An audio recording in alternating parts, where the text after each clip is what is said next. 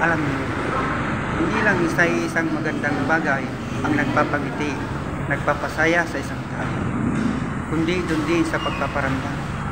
Yung ang alam mo, ang babang-baba mo na, pero hindi ka pa rin idinadown niya.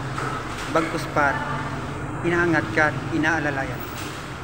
Yung tipong walang-wala ka na at hinangina ka, at tila nawawalan ka na ng gana na mabuhay. Pero nagagawa pa rin niyang pangitiin ka at bigyan ng halaga at pag-asa dahil importante ka sa kanya, dahil mahal ka niya.